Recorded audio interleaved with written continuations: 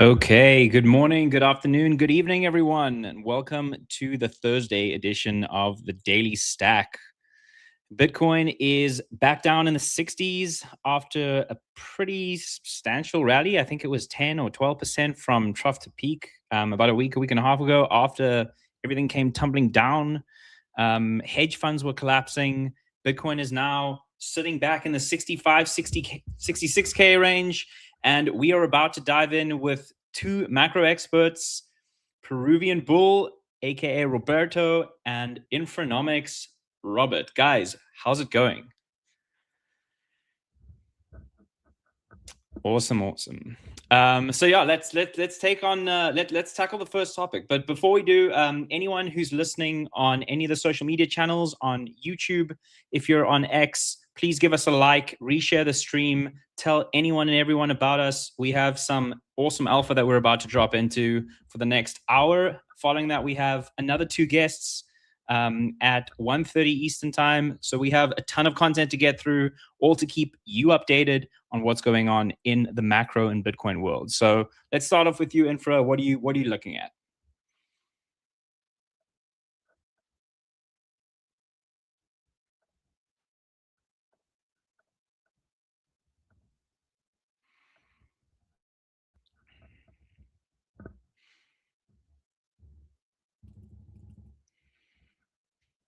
Saw a low here, 59. Now I could 100% be wrong, and we can break lower than that. It's not a high conviction bet, but if we go lower, I'll just buy more. We were kind of in this downtrend here. We got a very like capitulatory sort of price action where we went parabolic to the downside, and you had a huge spike in volume as well that kind of corresponded with that waterfall price action. We got super oversold on like the daily and kind of some of the longer time frames, starting to get into that oversold RSI territory. Everything just kind of lined up for me that I think that it was probably the low. Momentum is getting kind of hammered again today, software and Mag 7 and tech. So, Bitcoin being so kind of high beta, if the broader market, if the S&P 500, the Qs are weak over the next, couple weeks, Bitcoin will probably go lower. So ultimately, I think it probably comes down to your bet, your call on the Qs, and those sort of sectors. What do you think quantum stocks and ARKK and that kind of thing? What do you think those are going to do? That'll probably help inform where you think Bitcoin might go.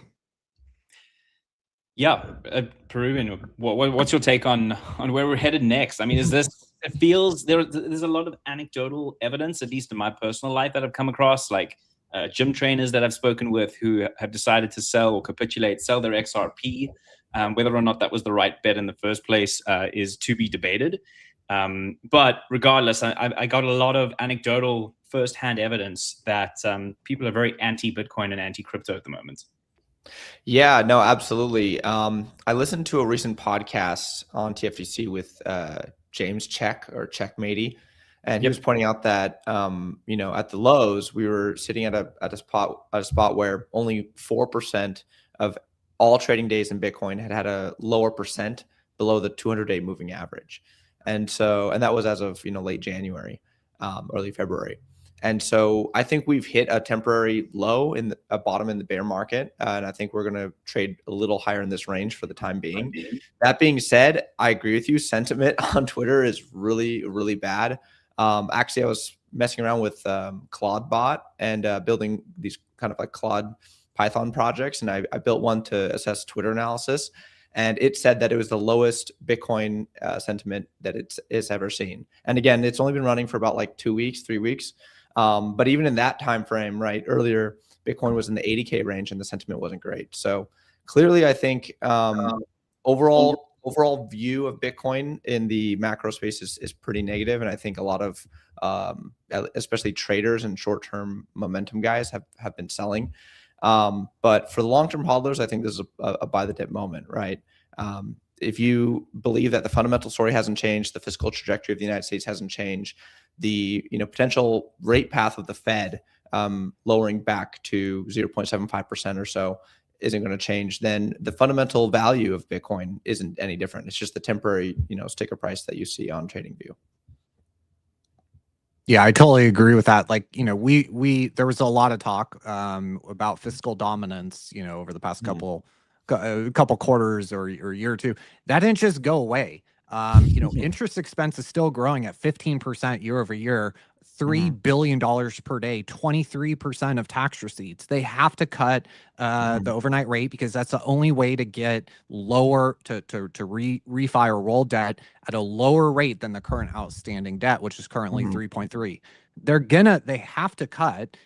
It'll be negative real rates. It'll be in T-bills, which is very like dollar negative, very inflationary.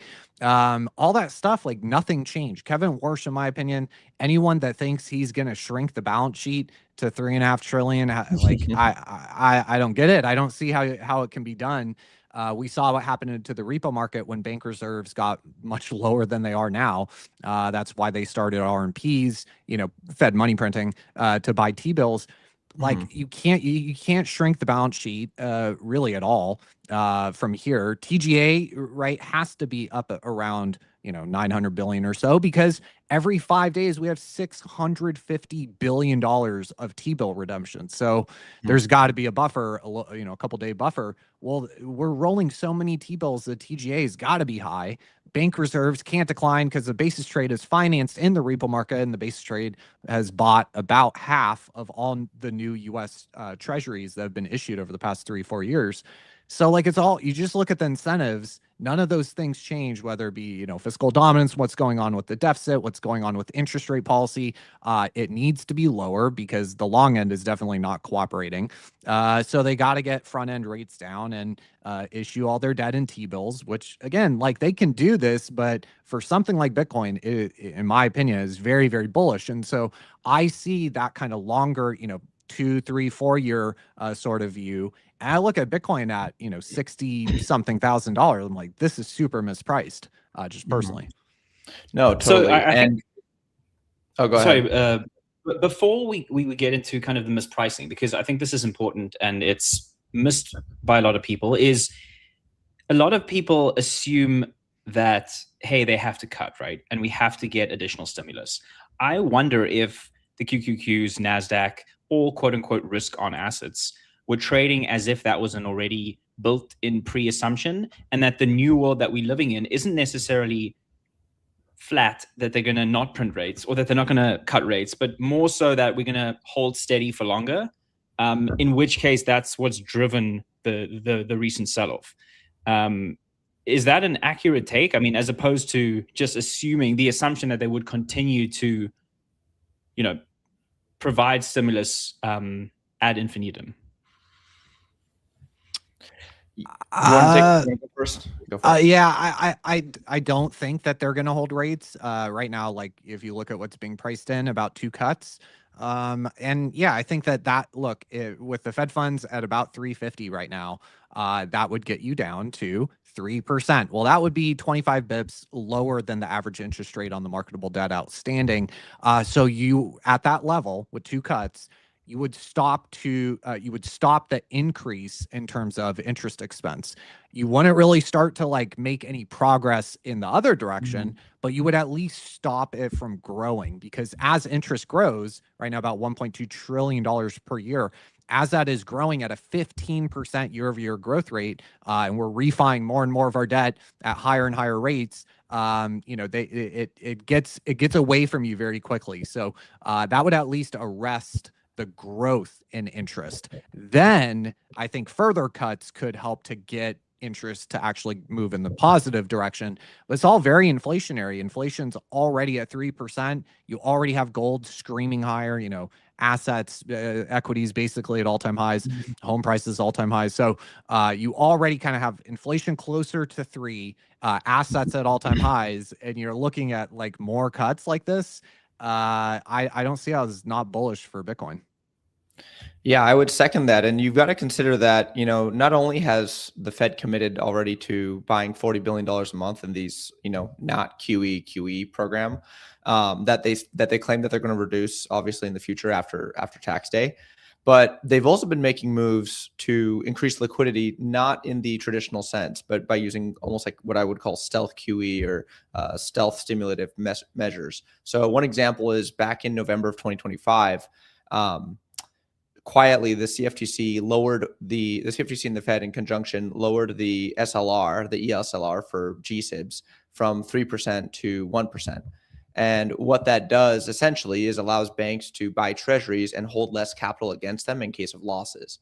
And that might sound technical, but functionally what it means is that a bank can hold more treasury debt on their balance sheet without having to tie up capital to shore against it. And therefore that capital can flow more easily into the financial system, into the banking system. It can be used for other collateral. It can be used to buy or sell securities. And so that allows the banks to buy more debt as a percent of their balance sheet. And that action essentially is allowing banks to act almost as like quasi intermediaries of the Fed, in that they can absorb excess treasury market issuance without the Fed actually coming out and saying we're doing full bore QE again. And I think it's also important to note, right, like this 40 billion a month in RMPs in this, not treasury QE or not QE, but QE program it's not nothing, right? The QE program of 2021, which we called QE4 or QE Infinity, which was the largest yet, was 120 billion a month. And so this is about a third of that size. And this is ostensibly happening with, the US not fighting a major war, no major banking crisis, no major recession.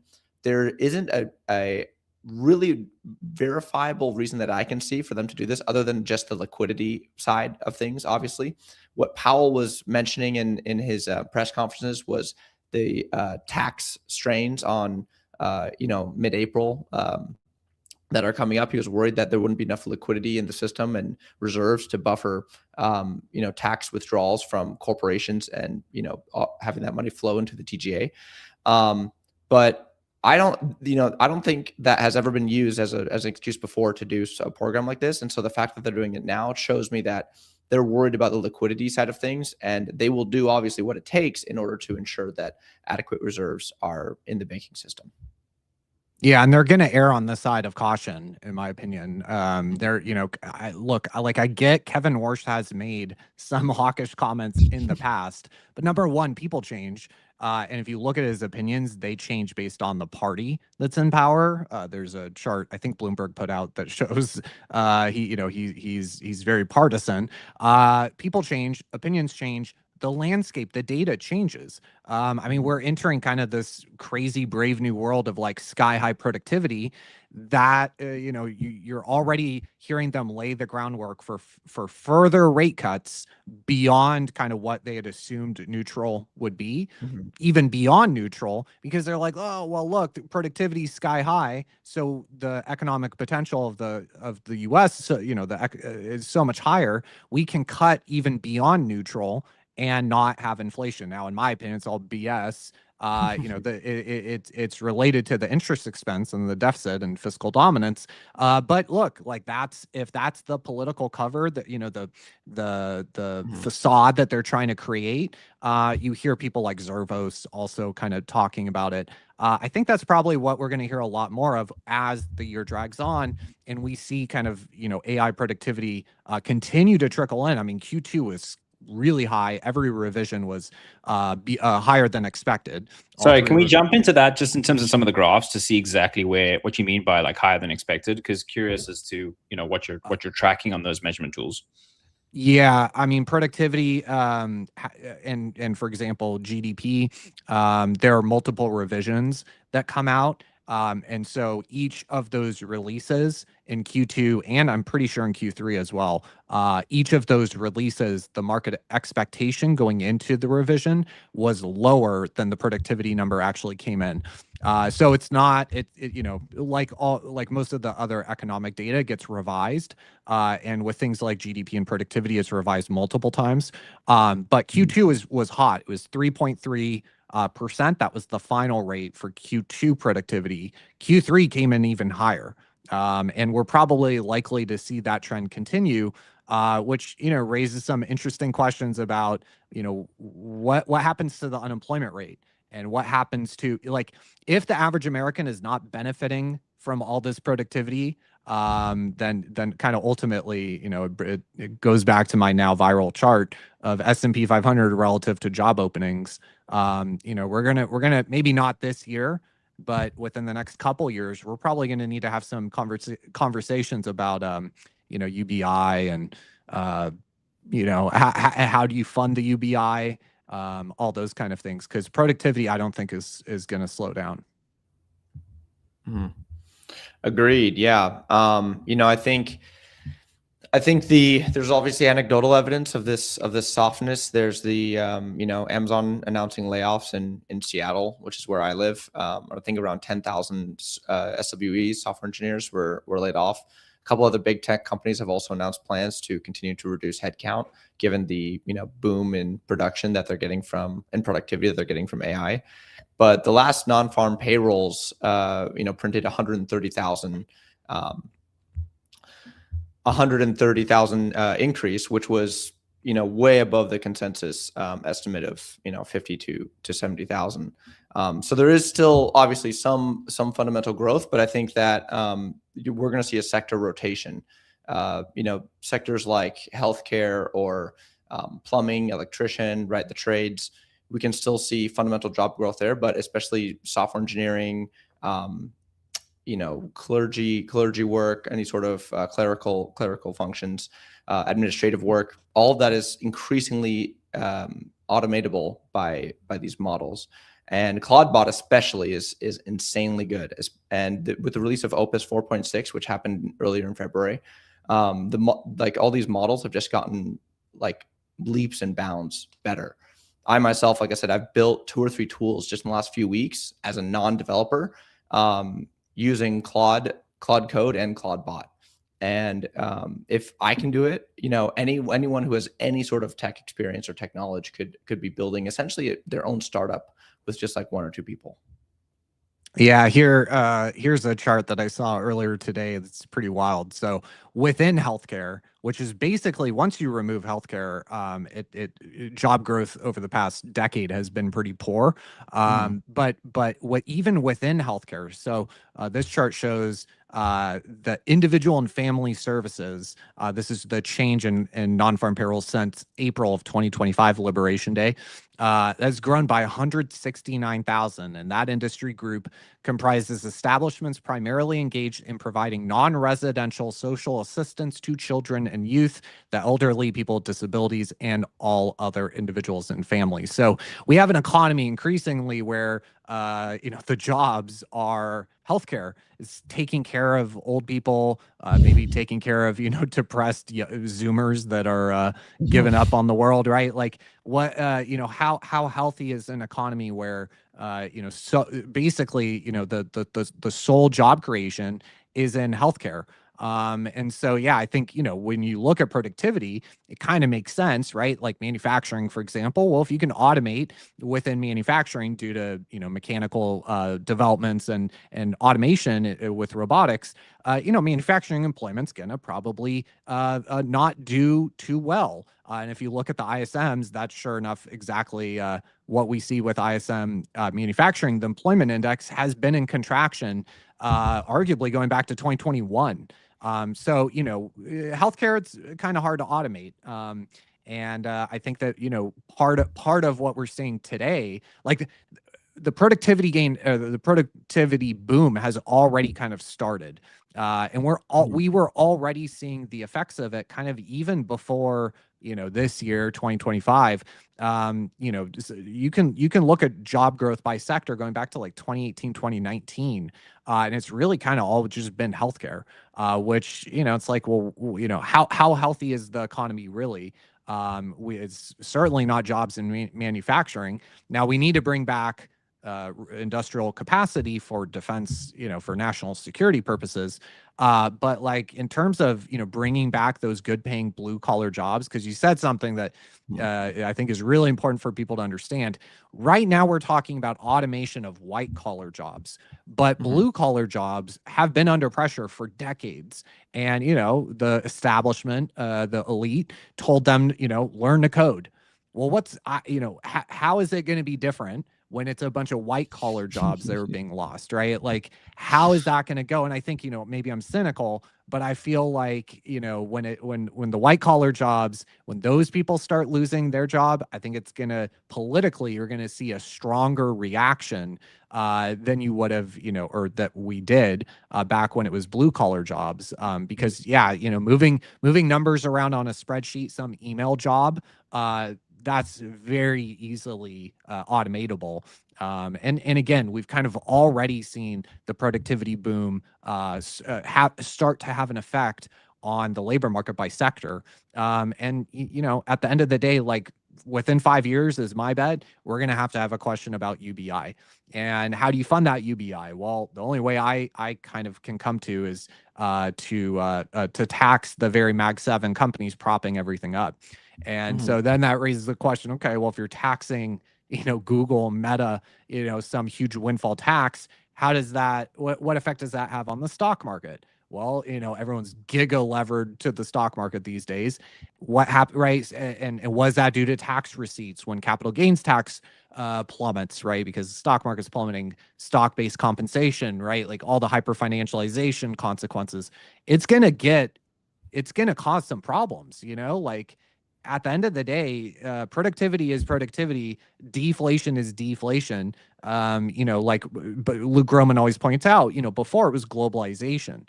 But what happens when it's AI, the white collar guy with a $90,000 car note, he's still got to pay a $90,000 car note. He's still got a mortgage. He's still got grocery bills, regardless of if it's coming via AI or it's coming from some other deflationary force. The end result, kind of in a macroeconomic sense, arguably is really no different. Well, sorry, then the irony would actually point to UBI being bullish for Bitcoin if it continues to track like that basket of software stocks, right? I mean, you could make that argument for in 3 to 5 years time, if there is that quote unquote stimulatory UBI check on a consistent basis. I mean, surely if we're levered to a lot of those stocks, that's something that would benefit Bitcoin. I think so. I mean, I'm very bullish Bitcoin for the next decade, 2 decades, medium to long term time horizon. I think that, depending on how there might come a point, right, in the next 10, 20, 30 years, and there might come a point that the smart decision is to actually sell Bitcoin. I know it's heresy. I don't think that that's likely, but it is a potential kind of option on the horizon that we go into some very long deflationary sort of lost decades like Japan, right, sort of thing. And generally you don't want to own risk assets during that sort of environment, but they have to de-lever the debt first. You can't go into a recession with the leverage on the sovereign balance sheet being what it is. On average over the past couple of recessions, the deficit widens by 600, 700, 800 basis points as a share of GDP. That takes our deficit to like almost 15% of GDP. That is a huge amount of bond supply into a relatively constrained balance sheet capacity. You could very well have bond yields going up in that environment. And that's not just me that's been saying that. Jeffrey Goonlock is now saying that, the bond king. So yeah, like I think they got to de-lever the debt. And I think to what we were talking about with interest rates, I think that's going to be how they do it. They're going to cut interest rates at the front end, issue all the debt and T-bills, and financially repress T-bill holders. And guess what? Oh, here's some stablecoin legislation to stablecoins being buyers of T-bills. It's all there. They're trying to open up and tap financially repressible balance sheet. And stablecoins offer some. I don't think it's going to be nearly as much as the bullish estimates. I think it'll be a couple $100 billion, but that's still something, right? Because after World War II, that's what they did, yield curve control. And we're going to financially repress you at negative 15, 16% year over year. So if you bought bonds, you were guaranteed to lose 15, 16% to inflation. And it was kind of like it is what it is. We had capital controls back then. The U.S. back then was quite different. But the story kind of never really changes. History rhymes, it doesn't repeat. And I think they're going to do it with T-bills, and they're going to try to find stable coin that'll open up some demand to financially repress. That'll be how they de-lever. Once we get debt to GDP down to, I don't know, 50, 60%, it's a totally different situation, going into recession. But they have to de-lever, because if we go into a recession, if we go into an economic contraction, you play, all you have to do is kind of think that through a couple steps, and you come to the conclusion, well, then they would just have to print even more, than say 2008 or even 2020. Mm-hmm. I guess then the logical question is, are there examples of countries reducing their debt in the past? Has it been done? Because, if outside of Japan, I'm not aware of many civilizations, economies, countries, whatever you want to name, that have been able to successfully de-lever over time. You just run negative real rates. Yeah. Yeah, Heisenberg Research did a study back in, I think it was 2019, and they found that since 1850, there had been 55 economies who had gone above 120% debt to GDP, and 54 of those 55 economies had defaulted either by financial repression, hyperinflation, complete remonetization of the currency. So, for example, like in Peru, they went from the old Peruvian sol to what's called the nueva sol. So they just remonetized and just said, okay, we're getting rid of the old currency, we're creating a new currency, and everyone has to use our new one.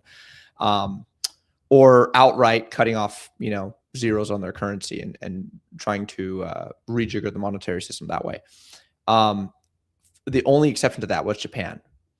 And Japan is currently in the midst of their own currency crisis that is obviously taking years to play out, but is essentially what I would call like a slow moving train crash, where every move that they make to try to remedy the situation, whether it be interventions, whether it be moving the bands on yield curve control, whether it be eliminating yield curve control and then starting to hike rates, whatever they do, it just seems to make the problem even worse, as we can tell from recent moves in the Japanese bond markets and obviously their currency markets.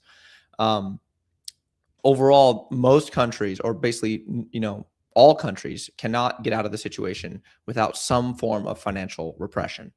And again, the most common way to do this, and I wouldn't say most painless, but you could say most extended way to do this in terms of moving the pain out over years instead of just focusing it on a single currency devaluation, is financial repression, right? It's just simply lowering rates, real rates, until they're deep into the negative territory and holding them there for years, so that savers of capital, so that investors who earn below that hurdle rate are essentially bled dry, and the state is able to, resettle their balance sheet, unlever their balance sheet in order to be able to have more flexibility going forward in the future. It's like Infra said, it's what the US did in the 1950s.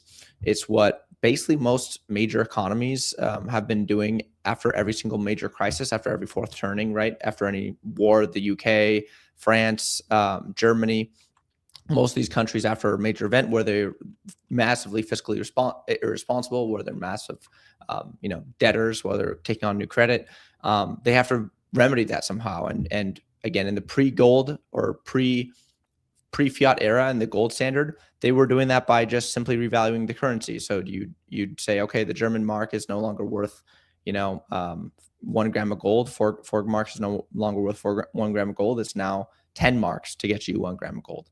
And they just simply make an edict like that, and it would go out to all the traders, and then the market prices would adjust. But now, obviously, we live in a different world, and the financial repression is just a much easier way, because most of the population, unless it gets bad, won't know. They won't realize what's happening until it's too late, until their savings are depleting, and they're asking questions like, why can't I pay for my groceries? Why are my interest payments so high? Why can't I afford anything? That's just the way that most of these sovereigns go about this. So you would essentially then be, I mean, one way to word it is you're penalizing savers. Another way to look at it is you're incentivizing individuals and or corporations to take out as much long dated debt as possible, right? Yeah, Absolutely. the goal is to make money cheaper. Mm-hmm. Exactly. But the problem is when you do that too much, you can run into a liquidity trap where, banks can be lending out debt. Corporates, individuals can be taking out that debt and trying to use it. But if there's no good source of actual economic growth and source of fundamental returns, there's nowhere to put it. And so you start to run into the situation that Japan had in the late 1990s, where you lower rates, nothing happens. You lower rates even more, nothing happens. You go to zero, nothing happens. You go to negative, nothing happens. March 2001, you start QE, no one wants to spend, because you're in a situation where you've essentially gutted economic growth so deeply that there is no fundamental investment case anymore for your money. It's just simply a savings vehicle. And in an environment where there's no inflation, you can kind of continue and kind of kick the can down the road as long as you can with that model. However, obviously this starts to break down once you have a bout of inflation like Japan is seeing, or like a lot of other major economies are seeing right now. Because then not only are you having a economic growth problem where you're creating too much credit in comparison to how much viable economically positive projects there are, but you're also having a situation where the money itself is devaluing actively, and the individual saver, the individual corporate, without any positive IRR investments to make, they have to just simply hedge their bets. And so they start to buy gold, they start to buy Bitcoin, they start to buy silver, they start to sell all their treasury bonds. And I would argue that the recent moves in gold and silver are kind of indicative of that story, of what's happening, of the sort of faltering economic growth story fundamentally, and the sort of shift of institutional capital and of personal capital into hard assets. Which is ironic because Warren Buffett always calls gold a pet rock, but the function that it's fulfilling is no different once you have gutted that economy of the GDP growth, once there is no quote unquote value for that associated with that GDP, right? You do want to really protect that purchasing power more than anything. And that's why that demand is being driven into quote unquote hard assets. There was one other thing, that I wanted to chat with you, Roberto, about, was in your silver interview. You spoke about silver being added to the list of US, not necessarily precious metals, but it's critical minerals. Yeah. Critical minerals. Yeah. So why don't you walk us through, that whole, how that's played out, and also how you view that in specifically what Infra was talking about earlier regarding hollowing out of the US industrial base, and how we would potentially have to bring some of that back in order to generate real GDP at the end of the day, right? Sure, absolutely. I think our story really goes back to 2014 in China, when China opened the Shanghai International Gold Exchange. And this exchange was the world's first large-scale, physically settled precious metals exchange, where they trade, gold, silver, platinum, palladium, copper, and all contracts are settled physically. In contrast to the COMEX and the LBMA, where something like 99% or more of contracts are settled via cash transfer, right? And that exchange kind of flew under the radar for many, many years, right? There wasn't much volume. Fundamentally, the Chinese growth story was still pretty strong, at least in the mid 2010s. But as we get to the late 2010s, and then obviously COVID-19, a massive property bubble had formed in China. And the key to understanding China is that China is a completely different economy than the US. Obviously, not only are they communist, but they're also in this like kind of quasi state branded capitalism that allows them to have a free market, but only within certain bounds. And so as an individual or as an investor, you can invest in a company, you can buy this stock, you can buy that stock, but it's all under the understanding that if the CCP comes knocking at your door and tells you that you have to sell, or that tells you that you have to divest, or you have to move your funds or move your capital, or force, the CEO in order to do something in alignment with the CCP, that you will do so. And so it's not really a free market in that sense. And because of that, the Chinese equity market, and also because of obviously their capital controls and their kind of crony capitalism and corruption that goes on in China, their equity market has essentially gone nowhere for the last 10 years. Like we're actually, even now, we're below their 2008 high in the CSE, in the China's Shanghai Composite Index. And real estate was really the savings vehicle for Chinese investors. So from 2010 to 2020, around 70% of all excess savings were funneled into real estate investments. And one of the main, I guess you could say, like metrics of societal status or societal wealth was that you owned an apartment or owned a house.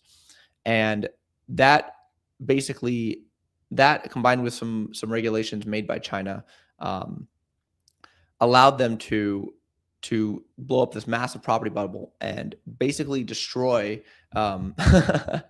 any sort of fundamental growth in that sector, because all of these investors had flooded in, and all of the developers had started to pre-sell, units and pre-sell houses, and allow people to essentially buy future contracts or future, construction projects at a discount in order to get what they would call cheap financing for these projects. The problem is the developers obviously got overextended on this. And the most famous being Evergrande, which was a $300 billion giant, I think the second or third largest property developer in the world. Country Garden also blew up, which was the first largest in China, and maybe I think second largest in the world. And the explosion of those two property giants in 2023 sent ripples throughout the economy. And we've seen, major real estate prices in cities like Shanghai or Guangdong fall like 20-25%.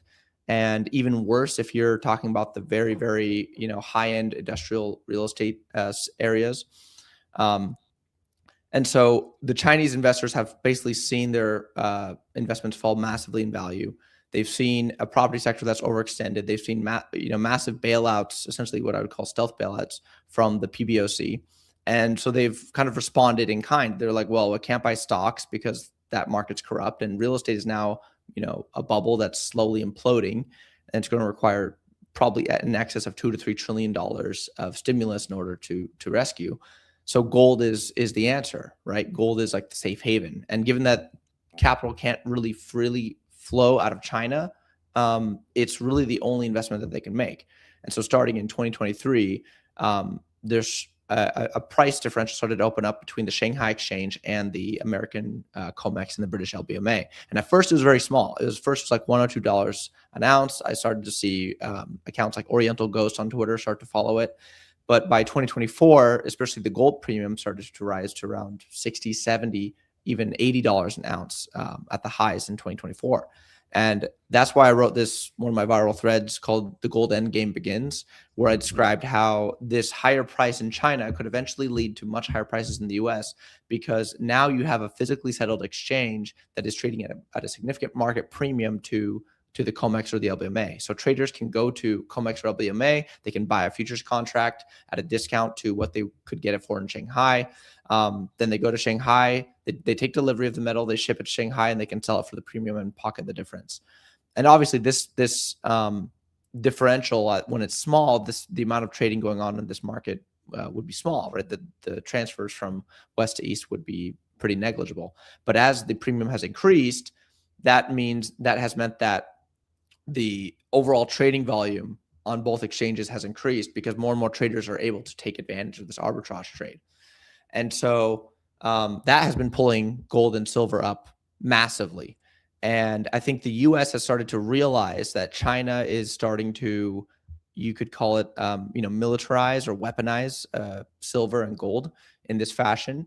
And that's why they've responded in kind now in November of 2025 with their announcement to add silver to the critical minerals list. And sorry, the COMEX gap that existed was specifically for gold that developed over from 23 to 2025, right? Is that accurate? Yes, it was first in gold, but the Shanghai premium also developed in silver in early 2025. So it started first in gold in mid 2023, and it eventually transferred to silver later on. Yeah. So I guess the question that I had was, if they were allowed to purchase gold, like let's say there was a strong bid from the Chinese market from 2023, why are we only recently seen gold prices spike into kind of that parabolic rise from, let's say, 3K gold to 5K gold, or 2.5K gold to 5K gold? So I would say first off, gold is a huge market. So even with large capital flows, it takes a long time for the movements to be reflected in the price. But I would say like the move from, let's say, October to January was less of a fundamental just bullish move and more of like a short squeeze. If you look at net bullion bank positioning in October of 2025, it flipped from net short to net long for the first time in history. You saw hedge funds and CTAs taking long positions, and the shorts that remained were essentially trapped because many of them had built up these large paper short positions over years. And with the price rising inexorably higher, they started to have to cover. And so that move in silver that you saw in January and that move in gold, I think that was less of, oh my God, China's collapsing and just this month they're deciding to buy everything and it's a frenzy. Yes, there is obviously strong retail demand in China and there is some strong retail demand in the US, but the vast majority of that move I would attribute to a form of short squeeze on the market. Gotcha. So I guess in your, and I'd like to get Infra's view on this as well. In your view, there's no net change in that buyer behavior, and silver and gold continue to flatline, potentially break to the upside again. I mean, is there another risk of a short squeeze? We've seen a bunch of markets blow up in the last 2 to 3 years. Even copper, some of the copper, stocks have been ripping recently as well. So all the precious metals seem to have that fundamental risk there. But I mean, this doesn't feel like a collapse in silver and gold. Yeah, no, I don't think it is. I think long term, I'm bullish silver and gold. I think both of them are going to grind higher. Now, these spikes higher are because of this, short dynamic that we've talked about, but also because just of the amount of massive paper leverage that exists in the West. So I talked about this on one of my recent Substack pieces, but the average trading day of COMEX in 2025 saw around 104,000 contracts trade, and that's according to their own data. Now, for silver, each contract represents 5,000 ounces. So that means the average daily trading volume was 500 million paper ounces of silver. Now, global silver production is 2.2 to 2.3 million ounces a day.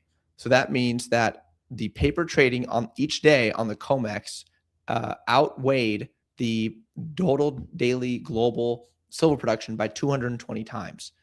Now, that kind of dynamic is just an example of how insanely levered, the market is. The LBMA is similar. It's like 200 to 300 times X paper contracts to actual physical metal. And so it doesn't take much to actually, push this market to the breaking point and cause a short cover or, you could call it like a bank run in the form of rush to bullion. We saw that in January and February of 2025, actually, because the LBMA started to have, huge bullion withdrawals and strains on their actual operations and seeing delays in deliveries. We saw people flying gold between London and the US and New York in order to hedge the difference, even between London and the US and COMEX. But overall, you have to remember, right? Like, both gold and silver are not only, I would say, monetary metals, but especially silver is mainly an industrial metal. It's the most electrically conductive element on the periodic table. It's used in all sorts of consumer electronics. It's used in solar panels. And China right now controls 70% of global refining capacity. They hold about 85% of global solar manufacturing capacity, 98% of wafers, 90% of cell production, of solar cell production. And they also produce the largest amount of silver in the world. And starting January 1st, they announced new export restrictions that basically make it more difficult for small and mid-sized firms to export silver. So some people called it an outright ban. It's not an outright ban. Large companies can still export silver outside of China, but it just makes it much, much harder. And I wouldn't be surprised if China continues to weaponize silver as we go forward into this multipolar world and kind of break off from our previous American Yeah. century of complete hegemony and dominance. I It's think just, the deglobalization trend is going to continue. yeah, and it just sounds like the whole chip shortage all over again, where something happens and then the US turns around and says, actually, we're highly reliant on X, Y, or Z. It's amazing how short-sighted a lot of this is because of such, strong globalization tailwinds that we've had for the last 20, 30 years. Mm-hmm. Yeah, exactly. But Robert, I know you've been bringing up some charts in the background. Yes. Well, so here's the 10-year yield minus inflation. That's that real rate that was deeply negative after World War II that we were talking about with financial oppression. That used to be have a very, very strong correlation to the rate of change of gold, the gold price. So in red, what we're looking at is the 12-month rate of change of the gold price. So, at any point in time, over the preceding 12 months, what percentage gain up or down had gold made in dollar terms. And the correlation used to be very, very strong, or, going back all the way to the 1960s. However, something changed here around 2021, 2022. We seized the Russian FX reserves back in 2022.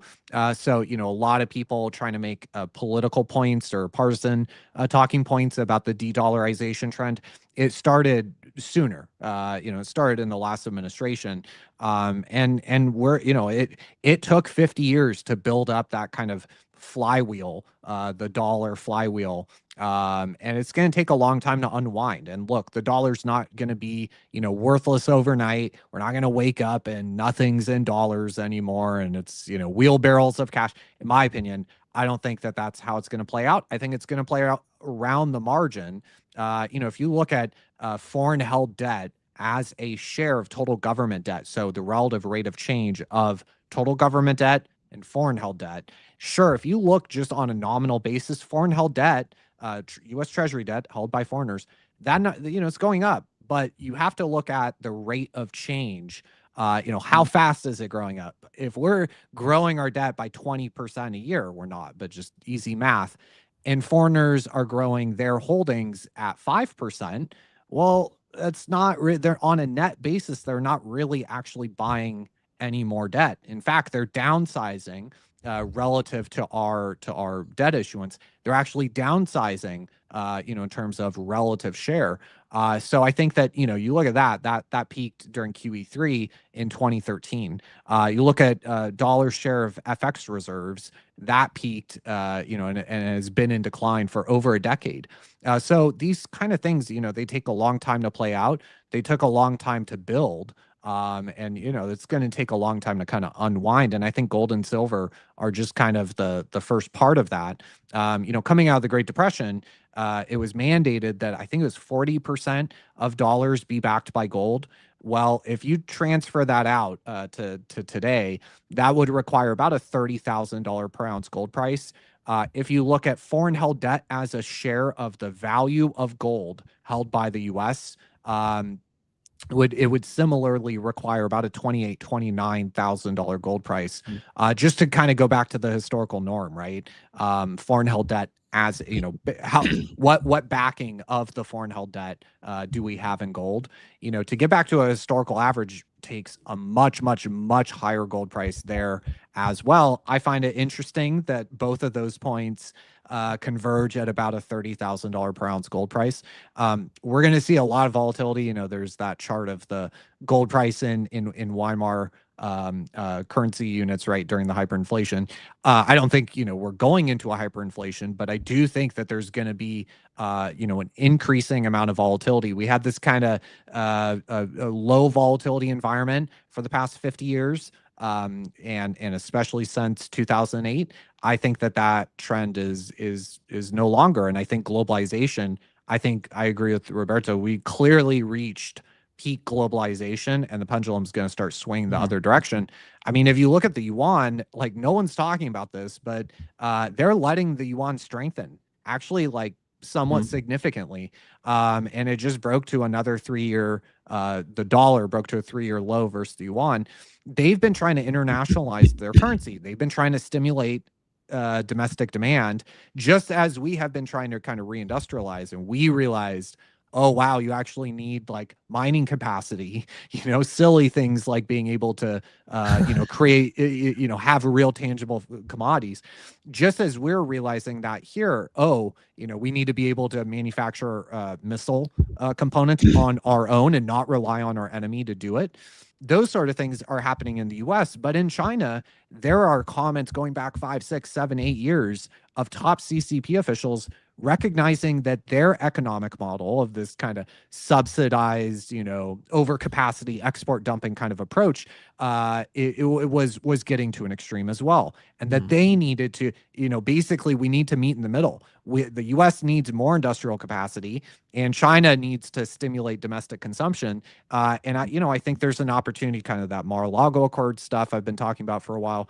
I think there's an opportunity for some major kind of reordering in the global monetary order. I think gold is signaling that. And look, even if we don't get a Mar-a-Lago Accord, even if we don't have Plaza Accord 2.0, this official currency revaluation kind of conference, even if we don't, just the fact that gold is rising as a share of global FX holdings, reserve holdings, just that on its own, gold will rebalance trade, right? This is how it worked before the dollar, before the kind of modern system, was if you ran a huge trade surplus, well, on a net basis, a current account surplus, gold was flowing into your country. Well, gold was money. So money flowing into your country, wealth, liquidity, stimulus, right? GDP, inflation. And so the central bank would have to hike rates to control inflation. That would make the currency appreciate until eventually you couldn't run such a large trade surplus because your currency was overvalued. Gold starts to flow out of your country, and the exact opposite. It was this kind of ever fluctuating equilibrium that was found back before this, just buy the dollar. It's the reserve currency. You have to own it to transact in commodities like oil, petrodollar. Before that, you didn't have 5% of GDP current account deficits prolonged or surplus, right? Look at China, Japan. Just as we run a 5% current account deficit, they run 5% of GDP current account surplus.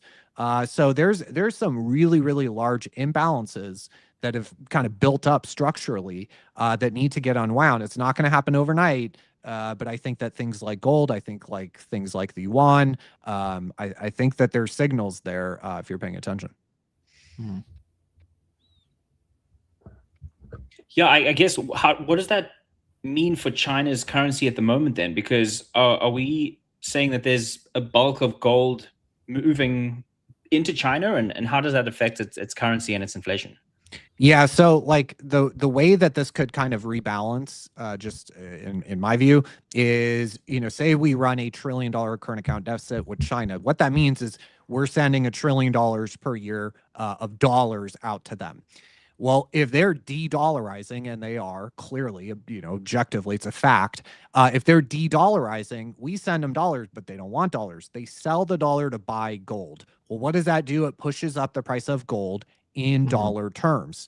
Eventually, there is no country that China runs a trade deficit against, right? There's no country that's trying to de-yuanify, that has $1 trillion yuan, like, oh my God, we don't know what to do with this. We're trying to de-yuanify. There is no country, right? They run a huge surplus with everyone. So what you end up getting is, the price of gold in dollar terms is going to appreciate at a faster rate, provided they don't like print yuan for gold or anything. The trade imbalances and the capital flows, they will eventually, the price of gold will get so bid up in dollar terms that gold essentially acts as a pivot point to revalue currencies, because then arbitrage opportunities develop. Obviously, if you look at dollar yuan exchange rate relative to gold price in dollars, gold price in yuan, there would be an arbitrage there if it wasn't that gap wasn't closed. So what you effectively do is set a new exchange rate where the dollar's weaker, the yuan is stronger. And China's been encouraging that, right? If you look at not only their official statements from the PBOC about their gold purchases, but I've done a couple gold research reports, both for my own Substack and my YouTube, but also for institutions like Incrementum. But China has been essentially adopting this, I guess you call it like a stealth gold accumulation strategy for the last 5 or 10 years, but it's really accelerated since COVID.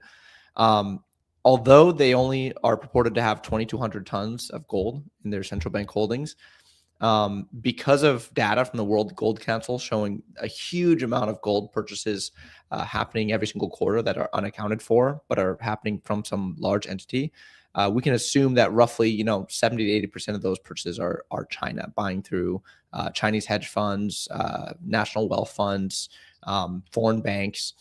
And what it implies, Yan Noon Wenhouse at the Gold Observer has a whole report about this where he breaks down the numbers. But what he implies is that the actual gold holdings of the PBOC are more like 5,000 tons, which puts them ahead of all Western central banks, not just the US, but all of them combined in total gold holdings. And the Chinese retail sector is seeing a similar story. The Chinese official, like the Chinese government, the CCP, has actually been encouraging gold holdings. Starting in 2025, they allowed gold to be used as collateral at a couple of the large prime banks in China. So meaning you can, let's say you own 5 ounces of gold, 10 ounces of gold, you can go deposit it as safety deposit box. It gets insured by the state national insurance agency, and then you can take collateral loans at it off of it at the market rate. And so that allows you to use gold as almost like a form of credit, right? Like a HELOC on your house without actually having to sell the gold. And so there's increasing moves like that to financialize gold and to integrate it more deeply within the Chinese financial system. That's not happening in the West. And all of this is also to, not even state the fact that China's one of the largest gold producers in the world. And by and large, they don't export gold. They only import it. And same with silver.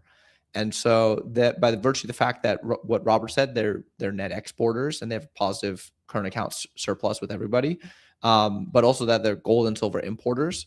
Essentially, they're kind of like the first mover in this chess game of de-dollarization and goldification, as you could say, of their foreign exchange reserves.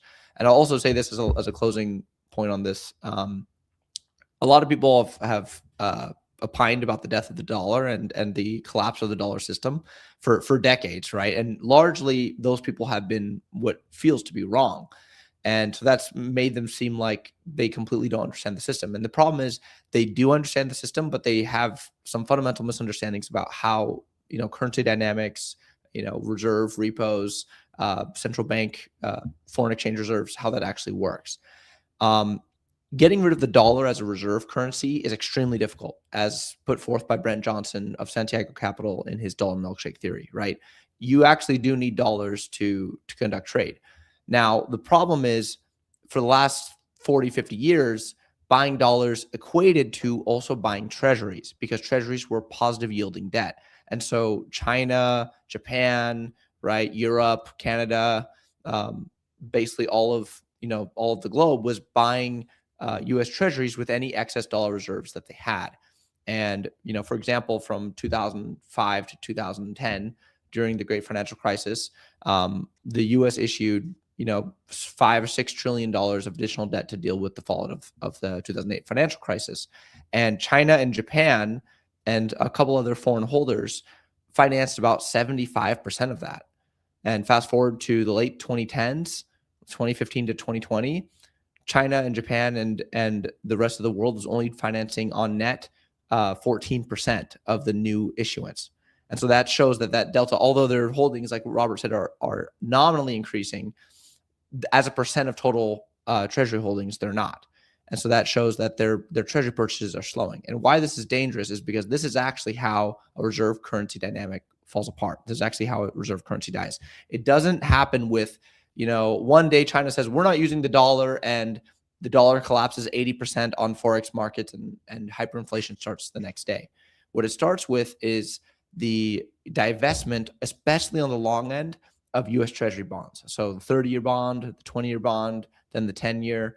And as the crisis gets worse, as this, you could say like American Dutch disease continues, we could see more and more selling and divestment from the long end and have that divestment move closer and closer to the ultra short end. And then eventually, obviously, just basically have every other nation just be stuck in T-bills or simply cash. And that's very negative for the US, right? Like we mentioned, the US is already running a 7% deficit to GDP. We have 23% of our interest payments or of our total fiscal outlays as interest payments. We have $38 trillion of total debt. We're paying over $1 trillion here in interest, and it's only going to rise as total fiscal spending continues to accelerate, as baby boomers retire, as more and more defense and critical industries need to be financed as we rebuild the United States, as AI, for example, like we mentioned earlier, takes away potential fiscal revenue for the U.S. government, because it basically implies that a lot of high-paid white-collar workers are not going to be employed, and therefore they're not going to be paying Social Security or income tax, which is a major part of the U.S. government's revenue. So all that in conjunction is to say that China is essentially doing this, like you could say 10, 20-year chess endgame of slowly divesting from the dollar, but not in a way that would immediately cause a dollar crisis, but is rather causing, I would say, like a fiscal crisis. Well, hopefully they catch on to the fact that Bitcoin's way easier to buy and manipulate than gold, because the market cap is way smaller compared to the global market cap of gold. But we will leave it there. Roberto, thanks so much for hopping on. Really appreciate your insights. We should do this again soon, maybe like once every couple months. Infra as well. Really appreciate it. Guys, we're going to call it there because we have another show in about 5 minutes time. Thank you so much, everyone for joining. We will see you in 5 minutes. Have a good one. Awesome. Thank you. See you guys.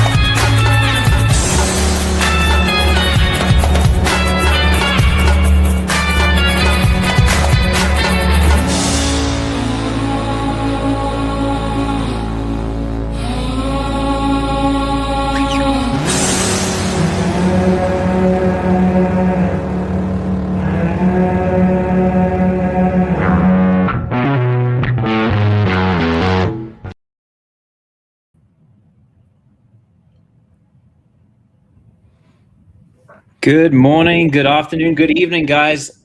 We are back on the Daily Stack Thursday. We've just finished up our macro show, and now it's time to do some Bitcoin adoption. We have Scott Deedles, we have John Gordon with us, both of whom are helping bring Bitcoin to the people. Each of you guys have your own, unique, I guess, take on the markets, given the companies that you guys are building, which we'll get into in just a moment. If you are joining the live stream and just hopped in, please give us a like, drop a share of the stream. We are going to cover some awesome stuff in the next 30 to 45 minutes. Let's start off with you, Scott. How are things? Yeah, never a dull moment. I think it's funny, I feel like the longer you pay attention to Bitcoin, the more you just see these repeated cycles of people continually trying to assert some sort of feeling like they know what it's going to do next, like what it's doing and what it's going to do next. And it just continually not being the case. So, are we going lower? Maybe. Are we going higher? Maybe. I think for us, we're just trying to build and, insulate ourselves from like the short term. Today is another day that seems like it's not doing what people thought it would do. So, yep, no, absolutely. I get that. I just, for some reason, it's not showing the GIF, but this is just really where I feel we're at. Bulgaria, the country selling their 200,000 Bitcoin back in 2017 because they didn't know what to do. They were had weak hands. And at today's price, it could have wiped out the country's entire national debt, and that's even at today's prices, right? So like trying to predict the future is just seems to be such a fool's errand.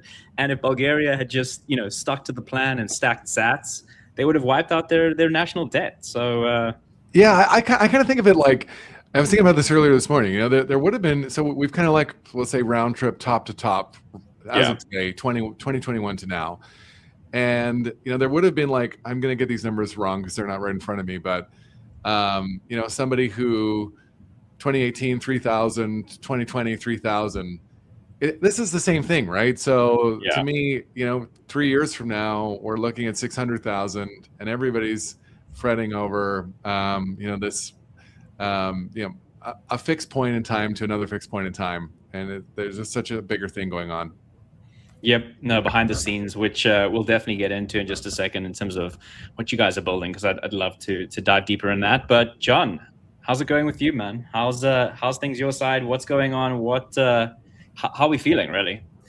Yeah, feeling great. Thanks so much for having me on the Daily Stack today. It's a pleasure to be here and with you, Scott, as well. I think we're both really looking to bring solutions for individuals and businesses to increase Bitcoin adoption and meeting people where they're at. So, despite the price dip in the short term, I'm really bullish long term. One Bitcoin equals one Bitcoin. Nothing's changed about the fundamentals of Bitcoin. And, I'm really excited about what we're bringing to market here at Sound HSA and enabling the first HSA health savings account in the US to stack real Bitcoin within the HSA account. So it's a triple tax advantaged account, and we're live now. We've been rolling out to our wait list. We have our first customers on board. So really excited to share more on that and gear up for a bigger public launch. Not to cut you off, before we do taxes, I do want to dive into this quickly because I think this is also awesome. Rewarding people with sats for steps is super fun. And I feel like there's so many quote unquote wearable fitness devices and all these things out in the market that, first of all, everyone's so focused on Bitcoin's price. Get outside, go touch grass, continue to DCA, like those principles. I feel like this just aligns perfectly with that. So first of all, what was this? And are you going to do it again at the next Bitcoin conference? Because we have Vegas coming up, which I don't know if you're attending, but this seems like a perfect fit for it.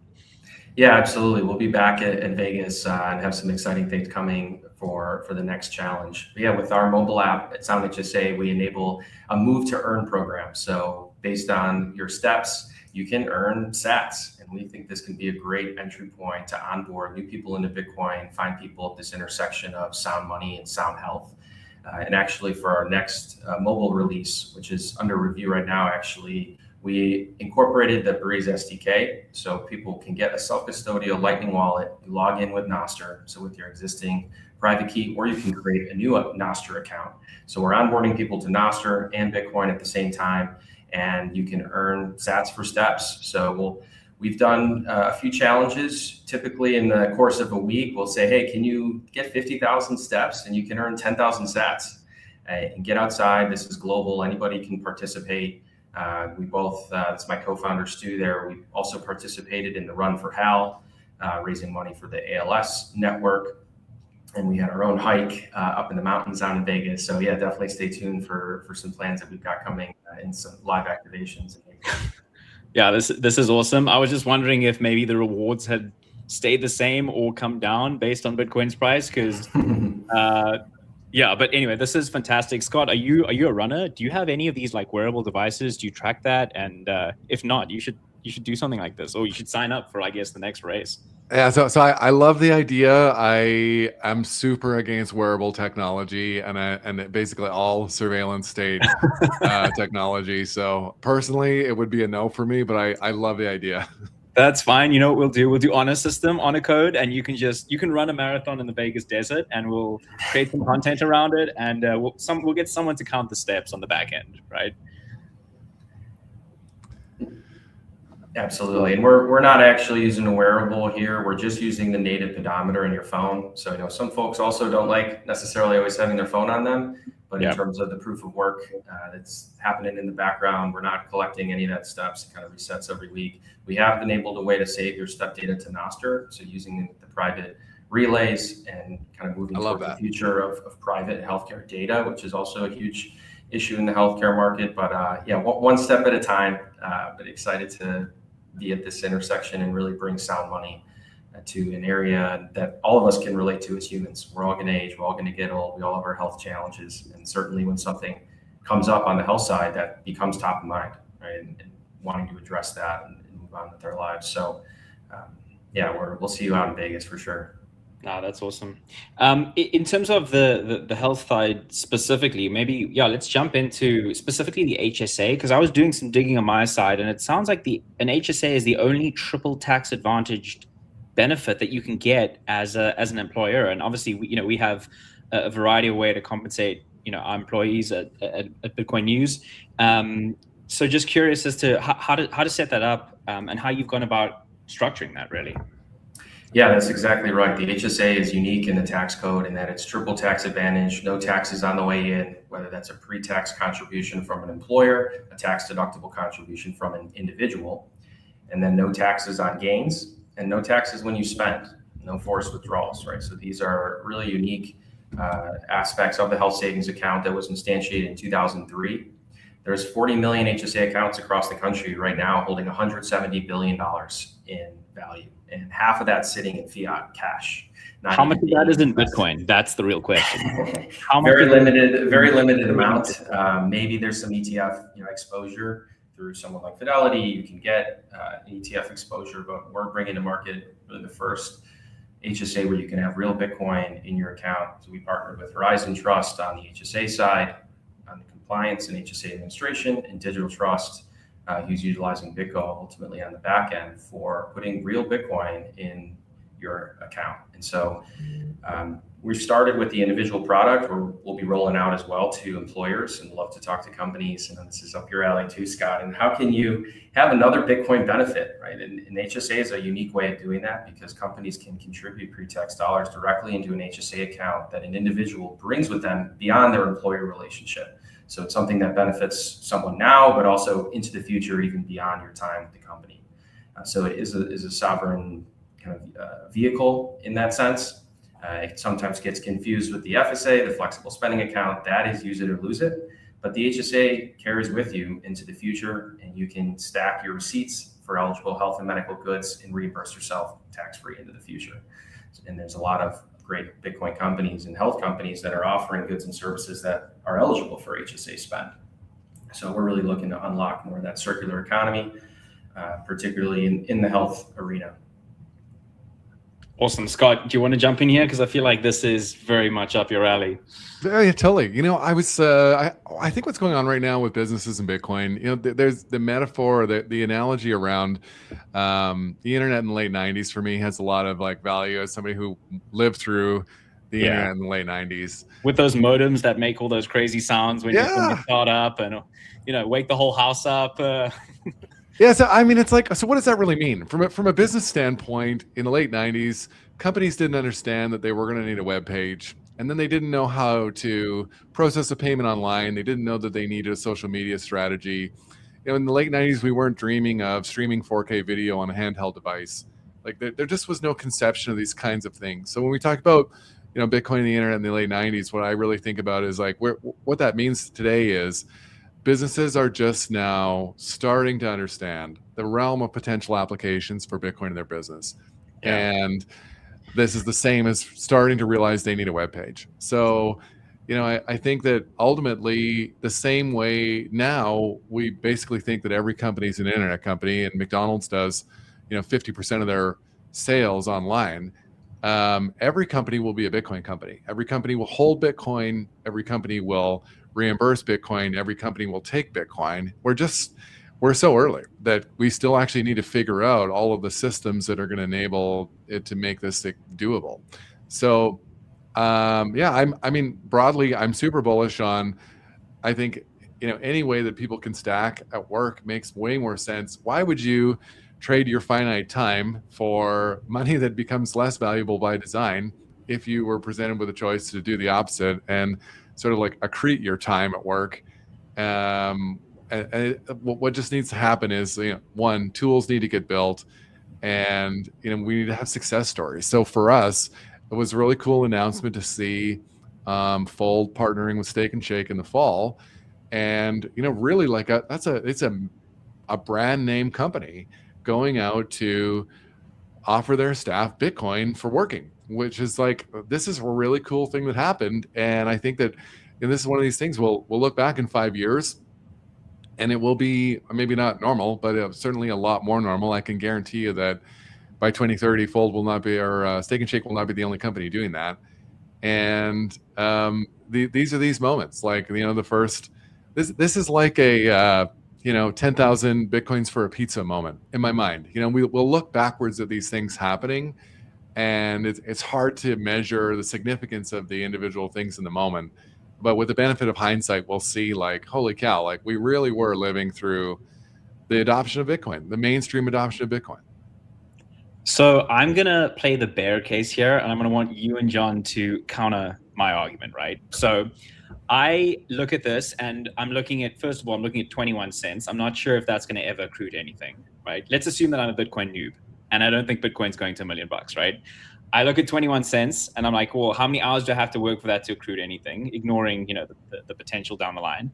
And I'm also wondering, is this not just a marketing stunt versus embedding Bitcoin into the quote unquote corporate / Steak and Shake ecosystem, right? Because it's got 2 million views, and the Bitcoin community is known for being very loyal, especially like the Max community, which is fantastic for pushing and magnifying content that is Bitcoin focused if you're quote unquote on the team. Because look at what happened when Steak and Shake proposed Ethereum, like all these other shit coins, right? So as the devil's advocate, right, like how would you respond to someone who's looking at this and saying, well, first of all, it's not that much money. Second of all, it could be perceived as being a marketing stunt. I mean, so for somebody who's working 2,000 hours a year, it's like $400 or $500, which is not a meaningless benefit. And, if that benefit 5x's in value over the next 5 years, and you have 5 of those, you're going to be looking at something like $15,000 or $20,000.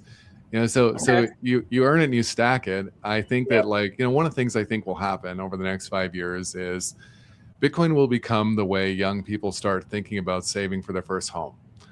And the programs like this at an employer is like the proto version of it. So yeah, is 21 cents going to like make anybody rich overnight? Probably not. But there's also like a lot of I think people have to understand the state of where Bitcoin is right now, and they're offering this to everybody. And there's probably, based on like the recent price action and Epstein pedo coin FUD, that there would be people there that don't even want Bitcoin, or might still think that it's going to be worthless. They would rather just have the money. Like you are really, when you're tailoring a program like this for rollout to a mass employee population, you have to understand spectrum of reception that you're going to have. And like the world of HR is typically pretty conservative. So they're not going to be leading off with the like, we recommend everybody takes half of their salary in Bitcoin. True. Yeah. So true. So you're saying this is like a bit of a Trojan horse where they're like kind of faked people into thinking, oh, this is not actually anything real, but it sets the foundation for them to be more aggressive on it when perception is more favorable than it potentially is now. And it gives the people who had no idea what the hell Bitcoin was, at least, a Trojan horse into, hey, what the hell these guys offering me 21 cents for? Why would I ever take it in Bitcoin? Yeah, I mean, Bitcoin rewards long duration thinking. And I think that, these people will this will create Bitcoiners. And it's going to take some time. It might take 2 or 3 years, but people will look back and they thought it was a certain amount and it'll end up being a lot more. The other thing that I think is really cool with Steak and Shake, and we'll see this over the next, 5 years with companies. And I wonder about this, and I think it'll be interesting to see how it gets discussed at like Harvard Business School, is how does adopting a Bitcoin mindset impact corporate decision-making at the corporate level? So, if a company starts thinking with long time horizons and sort of low time preference, they just start making decisions that benefit the business over the long run. How will they outcompete their competitors, and what will it mean as they sort of like exit executives that aren't able to think that way, which I think will end up being like a really natural evolution of corporate culture. So I think we're also going to see this over the back half of the decade of companies that understand it and embrace it and end up doing some really innovative stuff that today is going to seem risky or even stupid. And as long as the Bitcoin thesis continues to be right, it will obviously probably be the opposite. And I think they've built that into the 2-year vesting. They've forced that stoic mindset on people, which is hodl and you'll be fine. Really. Yeah. And that's something that no shitcoin or altcoin traders are ever going to be able to accept, because they continue to bleed out over the long term. It's against Bitcoin. I mean, everything does, but specifically, when you're in those like really crazy high volatile shitcoins. Yeah, and accelerating inflation forces a shorter and shorter time horizon on decision making, and companies fall victim to this too, right? Where everyone is in this perpetual cycle of trying to grow revenue and juice customers, and like it's a way of thinking that results from the financial system that we're all trapped in. So I think you're going to see companies just start to behave differently. And sorry, John, I didn't mean to cut you off there. No, you're good. I mean, that was a really great point, Scott. And I think it's all about incentives and education, right? So this is a really great incentive. And as you mentioned, even the $400 or $500 a year that vests over time, that is enough money to turn an employee's head and say, okay, what is this Bitcoin thing? How do I take control of this Bitcoin? Should I move it, keep it in the Fold app, or move it to my own wallet? And go from there about going down their Bitcoin journey in that rabbit hole and asking the question, what is money? So I think it isn't just a marketing stunt. It really is genuine. And you can see that from the actions that Steak and Shake has taken across the board, right? Accepting payments directly. But even the way they did that through their kiosks, maybe not all the employees needed to fully learn about how the Bitcoin payment was even being facilitated. So now here's a way, and there's so many different ways to integrate Bitcoin at the company level. And I think the decision-making process you mentioned, Scott, is really interesting, and maybe will reflect more on Bitcoin's consensus model. And it will be different departments at bigger companies that do need to come together and see, whether it's from leadership or HR or marketing and product and operations, working together to say, how can we stack Bitcoin as a company? How can we be more profitable over the long term? How can we keep our employees happy and healthy, right? Which ultimately increases productivity and increases the value we can deliver to our customers. So that's definitely something we're looking at from the Sound HSA perspective, where, we have the HSA you can offer as one, but you can also do a wellness program. You can do Move to Earn. You can give your employees sats back for hitting certain step goals or other ways, other metrics that you believe are important as a company that can really drive value. And I see the chart you're posting here from River is awesome, because you see Bitcoin being adopted across a whole host of different industries. I've been working the last couple of years. I started a consulting company, Satoshi Health Advisors, where I've been helping doctors and dentists and architects and other e-commerce businesses integrate a Bitcoin strategy. And we have these conversations around Bitcoin adoption. in how can I first accept payment, lower my transaction fees, how can I stack in my treasury, and then how can I market and find Bitcoiners that will actually align with whatever good or service I'm selling. And also from the Steak and Shake perspective, you're eliminating seed oils, and they're listening to their customers, and they're saying, how can I provide healthier food, and how can we, and we saw that in the growth, 10% of their sales top line, right, compared to other fast food chains that are struggling right now with the increase with inflation and people not seeing the value in ultimately ultra processed slop that's being served at a lot of places. So I think that it's really great to see an established company like Steak and Shake taking the lead there, but there's a lot of movement and Bitcoin adoption happening that might not make the news every day, but you see that here with the metrics that River's posting.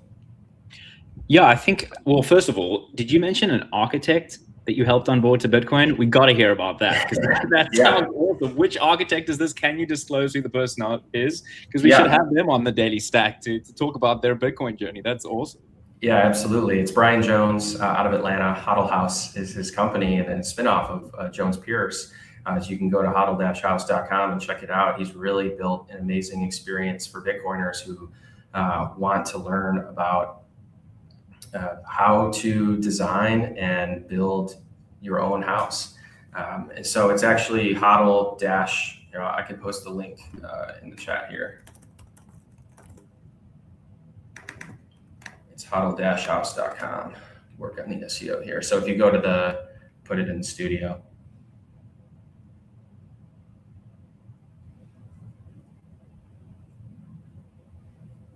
Gotcha. But yeah, just from Brian's perspective, it's understanding how do you live your life. What are your life patterns like?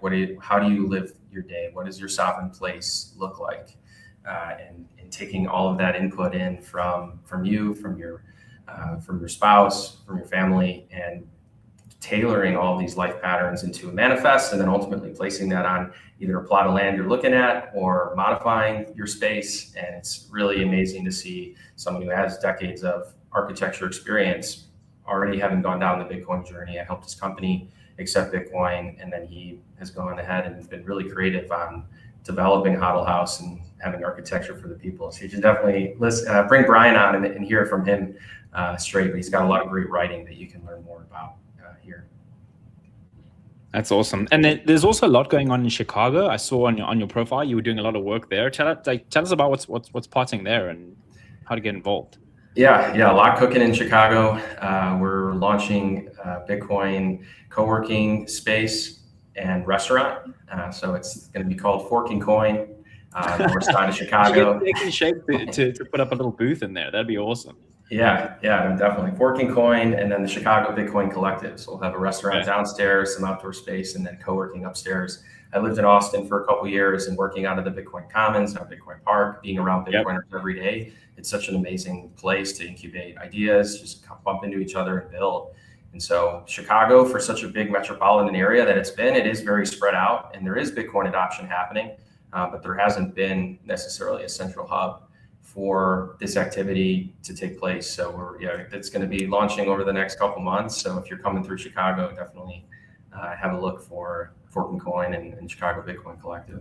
Do they have meetups in Chicago? I feel like Chicago is not really like a Bitcoin quote unquote city like Austin or Nashville is, but maybe you're changing that, which is sweet. Yeah, there's been a consistent BitDevs for several years. So Strike has hosted that out of their office in downtown Chicago. Yeah, so Strike actually has a headquarters in Chicago. Now they're also in El Salvador too, of course. Yeah. And then there are several meetups. We've been doing coffee meetups in the city. There's meetups on the west side, on the north side, but it could take over an hour in rush hour to get anywhere across the city. So I've hosted a couple events in the last couple of years with Joe Carlsari, with Nick Bhatia, with other Bitcoiners to educate.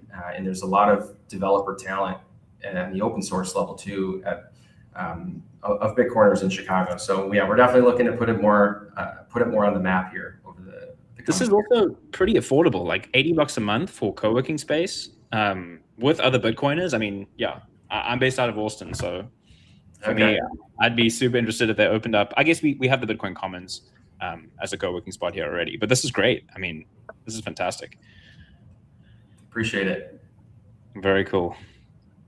I did want to go back to, it's tax season coming up, as everyone knows. I know it sounds boring, but I do want to go back into some of the tax discussion that we had earlier, specifically with the HSA, and maybe if you could just run it, like, as a layman, run me through that process if I wanted to get that set up for our business, and what that would entail, and why that's such a powerful benefit, that triple tax advantage. Yeah, absolutely. So the health savings account, the triple tax advantage I mentioned a bit earlier, pre-tax or tax deductible contributions, tax-free growth, tax-free spending. And as an individual, the main stipulation is you do need to have a high deductible health plan to continue to contribute. And for an individual, that's around $1,400 a year. For a family, it's $3,400. Those increase every year, but typically for an employer, that is the lower cost plan compared to, say, a PPO or other type of health insurance plan. And so for an individual, you can now contribute in 2026 up to $4,400 a year. And for a family, it's $8,750. So there are contribution limits each year. You can still contribute through tax day for the 2025 tax year. So that's through April 15th. If you had a previous HSA, you can transfer over the funds to Sound HSA or open up a brand new account. And for the employee or for the employer, again, it's something that you can offer either as your primary HSA or even as a secondary. A lot of these HSAs are built into, say, a benefit stack or a tech platform. But we're working on payroll integrations and so forth to enable an easy transition for companies that want to make this available. So we can definitely have that conversation here over the coming months. It's, as Scott knows, it's a longer cycle. Typically, these conversations happen in the spring and roll it out for the following benefits year. But we're in place to really show what we've got on the employer side, make it easy for HR to manage and see who's enrolling in the HSA, because it aligns again with the rest of the benefit stack. So not everyone will be eligible depending on the health insurance plan they choose. You can also go out on the marketplace now and get a bronze or catastrophic health plan, which will have the lowest premiums, highest deductibles, and just take advantage of this triple tax advantage stats. And again, save for your future. And there's uncertainty even around the tax code and how things will go. But generally, the trend has been increasing the eligibility for who's eligible for an HSA and what you can spend it on. Right? You can buy your sauna, you can buy beef, you can buy a cold plunge. I mean, it's not just going to the doctor and having a traditional visit. There's a lot of preventative health, alternative health, chiropractors, you name it, that all are eligible. So you get to decide now. And I've helped chiropractors, I've helped dentists, right, accept Bitcoin. So now here you can even, to start, right now you have to go back into fiat to spend. We don't have direct Bitcoin spend out of the HSA. That's something we're looking at both from a compliance perspective, but technically, obviously, it's very feasible. But at the very least, you could go and value for value support and go to that clinician that you want to go to, save your receipt, upload it to our platform, and just add up those unreimbursed receipts. And then you can use that essentially as like a tax-free piggy bank to the future. And have that sit in Bitcoin over time, and then withdraw it as you need it. That's awesome. And Scott, is the HSA a complement to Block Rewards? Because you guys are obviously doing payroll as well, right? So how does this fit in with that? Is that like, how does that structure work? That's a good question, and John and I have chatted a little bit about it. I think it goes back to this broader, thing I said at the start of the conversation around, over a long enough period of time, I think that basically every process that happens today inside a business, and that would involve every way people are compensated, people are going to find a way to do it with Bitcoin because it just makes more sense. It's a better incentive and a better reward, and it's a better use of the worker's time, and it's a more attractive proposition if you're going to work somewhere. So this is everything. It's like, signing bonuses, it's deferred wages, it's everything. And so, I mean, I think they will fit together eventually the same way the regular products fit together now. And we're just super focused. Blockboards is just about, building tools that normalize people taking Bitcoin at work. And I think that's ultimately going to look as different for companies as regular pay does look for companies today. So, different types of roles, different types of industries, require different kinds of incentives and comp packages, and there won't be like a one size fits all like ever. And it's, John's same thing. It's like these things take time, right? Companies make decisions slower than individual people do. So it's a market I think it's going to really take shape, and ultimately, as the accelerating devaluation of money picks up speed, it's going to be something that people have to consider. So, and ultimately, as it relates to healthcare spend too, and I totally agree with that, Scott. It's going to take time, but in the U.S., only 10% of healthcare spend is out of pocket or directed by an individual. The vast majority is the third-party payer, whether that's the government, which has $2 trillion in outlays a year for Medicare and Medicaid, and they're slated to run out of money right in the next decade for healthcare for the elderly, low income, and so on. Well, they'll just print more. So they're not going to run out of money. They'll print more money, right? They'll print more money, but are the doctors or the surgeons, are everyone who's providing a real valuable service, the prices will have to increase. And what happens every year is the government pays less and less to those providers, and those physicians end up opting out of Medicare altogether and just go direct to consumer. So we are seeing more of that trend of direct primary care, of companies taking on self-insuring their own employees to ultimately cut out middlemen that are rampant in the $5 trillion healthcare industry every year. Yeah. So it's giving people that ability to choose where they spend their value in healthcare, wherein before fiat, right, in early 1970s, in the 60s, 65 was when Medicare and Medicaid was put into law, but the self-pay rate was well over 60, 70%. That number is down to 10%, right? So we have more and more third-party payers, lots of administrative bloat, fraud, as we're seeing coming out, that's just rampant. So it's can you have that? They'll print more money and pay for Medicare, but where are you going to go get a service? And that actually it helps you. And where the U.S. does well with kind of interventions, high acuity care, it does horrible and have terrible outcomes, despite the most healthcare spend 2 to 3 times the average OECD country, 13, 14 grand a year. Yeah. Right? And 60% have a chronic condition, 70% obese or overweight. You go and more into these issues that ultimately, no amount of money printing is gonna fix that, right? We need to get to the root cause, eat real food. Even seeing the changes now coming out of Maha and the flipping of the food pyramid are definitely steps in the right direction. But it's going to take, as you said, Scott, just a lot of time for companies to change and for industries to look to adopt Bitcoin in places where it makes sense. And that's where HSA is an existing product, something that's been around, people are familiar with. And now it's, okay, well, what's this Bitcoin thing? Oh, I didn't know I could put Bitcoin in this triple tax advantage vehicle. So that education is going to be a big piece of what we're doing. Well, we're here for it. And definitely I think the key takeaway for me from this conversation has really just been that long-term mindset and doubling down on the importance of that, because that thinking is kind of, as Scott mentioned at the very beginning, that mentality is where it all starts. And if you have that stoic longer-term vision, it makes stacking and DCAing over longer periods of time much easier. So that's definitely something I'm going to take away from this. We're going to call it there, guys. Thank you so much for hopping on. Scott, great seeing you. John as well. Fantastic conversation. Really enjoyed having you guys on. Thank you so much for your time. And we will do this again soon. Have a fantastic day, everyone. Thanks so much. Take care. Bye.